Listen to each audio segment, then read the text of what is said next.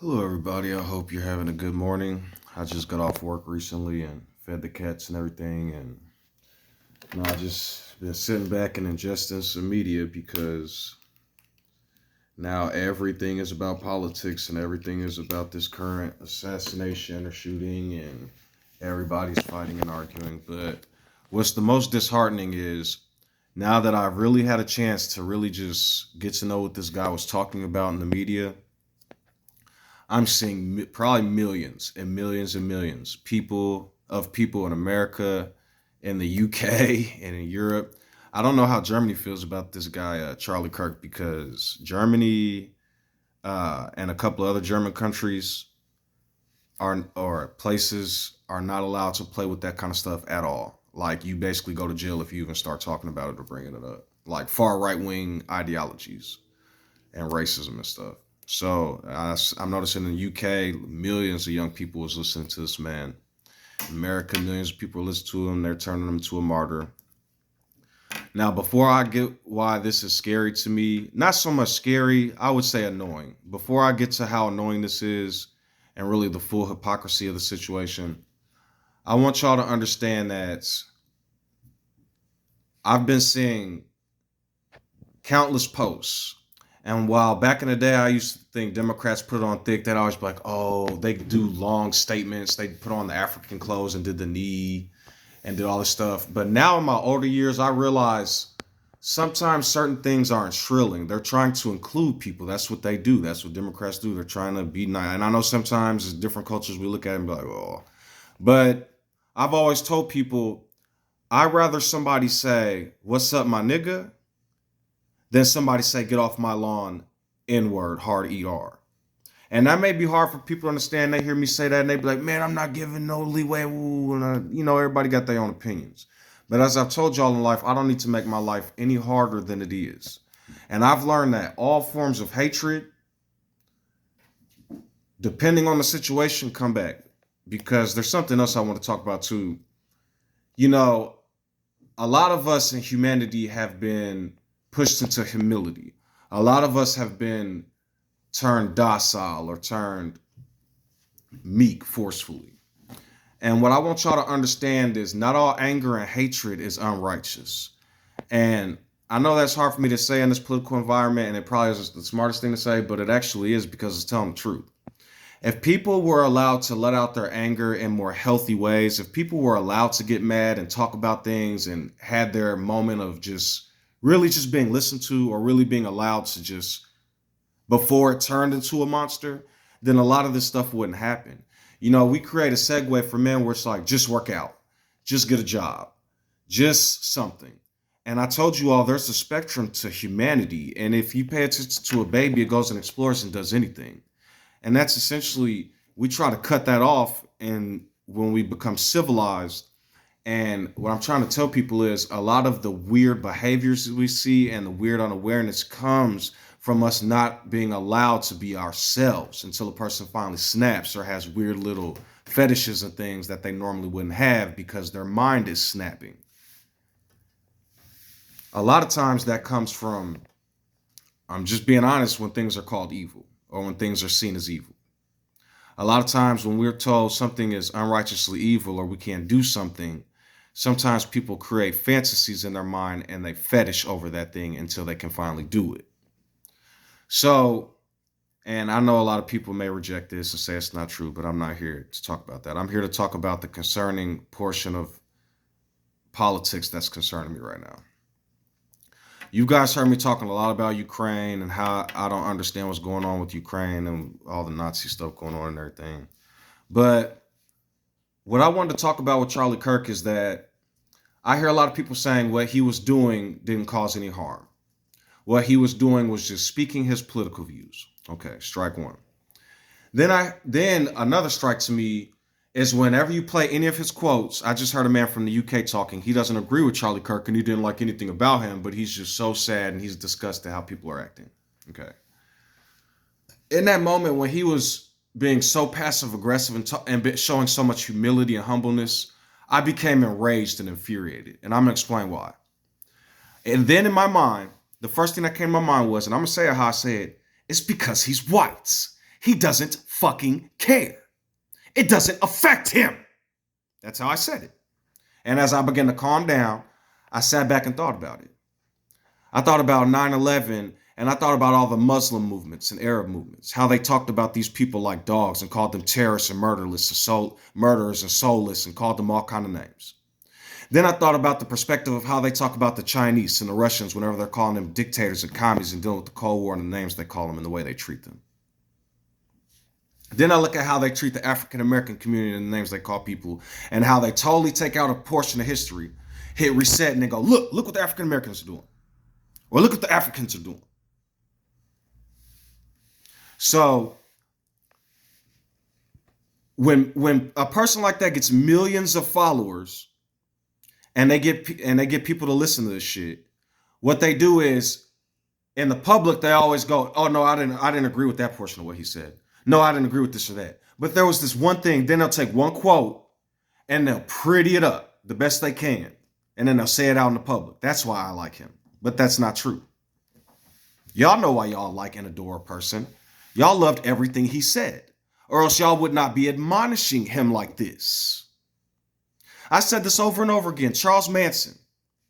They glorify that man. Got all kind of documentaries on him and stuff. But these other leaders and different people in different countries, Gaddafi and different people, you wouldn't believe how they talk about these people. They said Charles Manson was a genius and got him in FBI files because he told people to kill people. He was so manipulative. What? So then, two reasons. The two reasons I don't like them.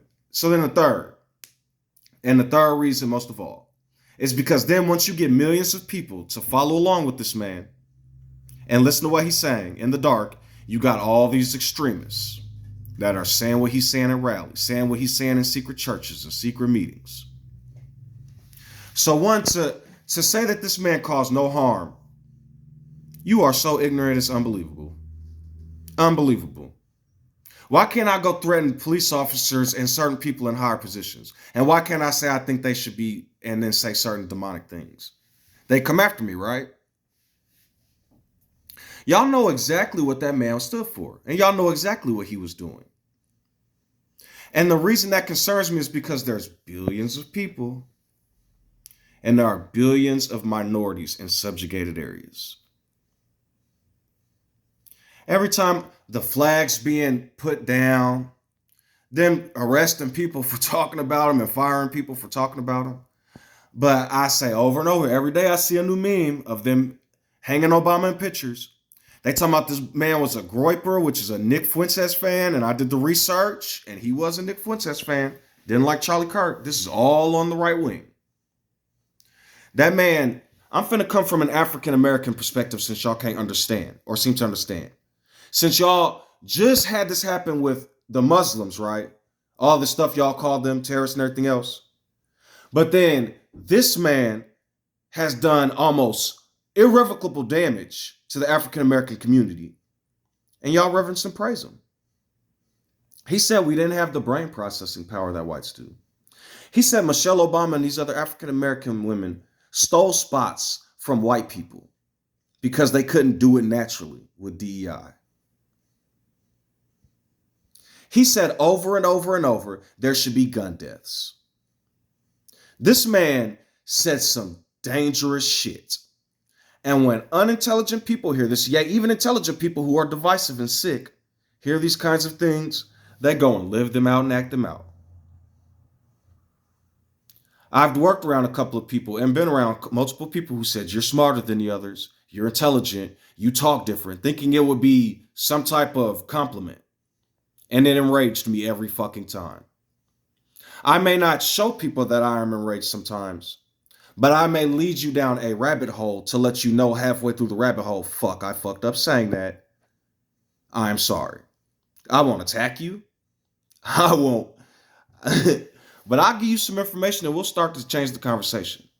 And it'll go from sweet love, my left hand, to my right hand. From a field of flowers to fire. No, I don't physically light people on fire. That's asinine.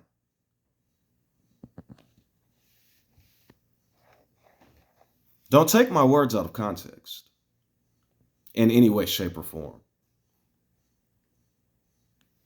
So I see people celebrating this man.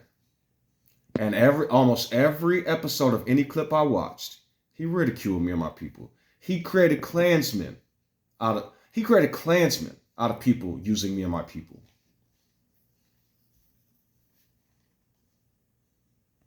It's concerning how many people don't like me. And yet I don't care. It's concerning because everything I went through, I know some young child is going to have to grow up and go through. But what's even more concerning is I know billions of them may have it way harder, way worse conditions. Some of the stuff over these years I've heard y'all say about African Americans. I mean, yeah, we could do the community, but I'm African American, man. The stuff I've heard y'all say, stuff I've heard y'all joke about, the things y'all have said about us. And I still don't hate y'all as a whole community. We exist, and some of y'all hate our souls. The ones of y'all that claim to be with us, y'all just, out of all the tragedies and murders I've seen recently, I mean just back to back to back, the amount of love y'all giving this man. And then what makes it even worse, I don't hear nobody talking about this other dude's life outside of him being right wing. I don't hear nobody accusing him and calling him the names or calling him I mean, it's just literally, most of these leaders got in the media. That's what I'm going to say about Democrats. It's so sad. Nobody should be murdered. They're doing the same basic human decent thing. While these people on the right wing talking about we finna hunt the left. It's over. It's war. We finna come after y'all. When it all happened on the right. They still begging to find something to connect something with this man with the left. And they can't do it. And then after all that's said and done, the Epstein files and news about the Epstein files just disappeared. Not one video. I see people talking about it here and there, but it's out of there.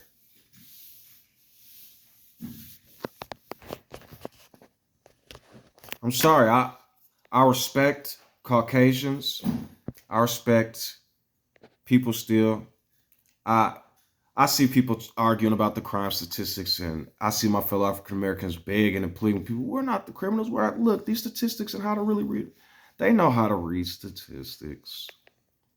They know what they're doing.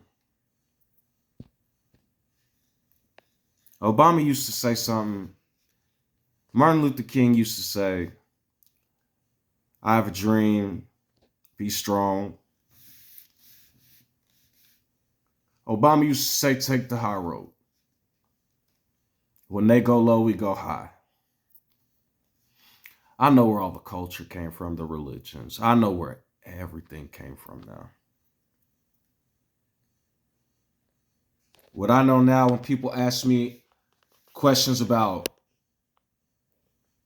crime or this or that, I just don't have the strength to keep saying it over and over, dude. This shit has to be a dream. This shit, I have to be asleep. I heard somebody say recently, you need to get back into reality. Y'all have no idea what real versus reality means. And why is reality virtually the same as virtuality? Or virtual reality, right?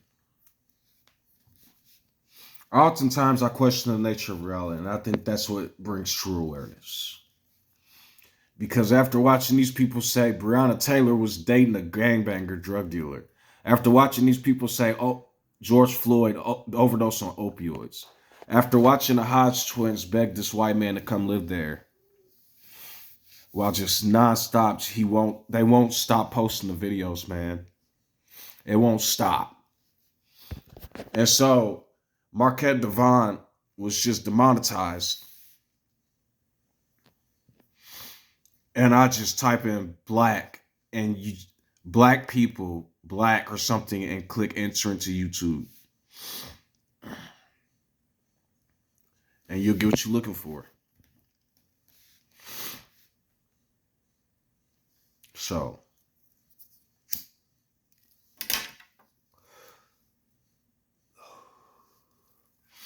I saw this one.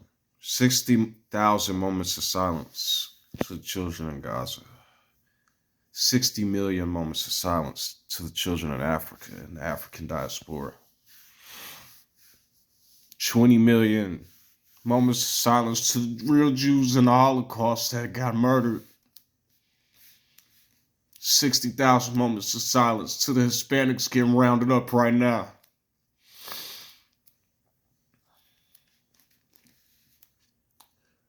I'm not a murderer. I don't want to see people getting murdered. But if I'm going to say I don't want to see people getting murdered, I'm not going to sit back and watch people get murdered. Y'all know what y'all doing to us. And I don't know if y'all hate us because we refuse to be all slaves. Because life would have been pretty good. I think about it sometimes. I just wake up, get in here, bitch whore, make my goddamn sandwich. Hey, boy, till my backyard and mow the lawn. Having ultimate power, don't it? It feel good, don't it? Everybody wants it. Money is the root of all evil. The things y'all would do for it. The things y'all would do for a spot in the system. The things y'all would do to be best friends with these psychopaths. These immigrants that sit right next to them. Cash Patel that was sitting right there, as that man said, I wish it was a person from another country.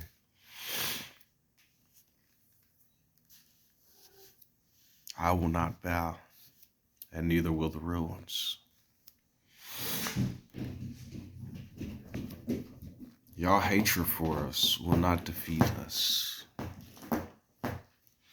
And I don't care how many people Charlie Kirk influenced.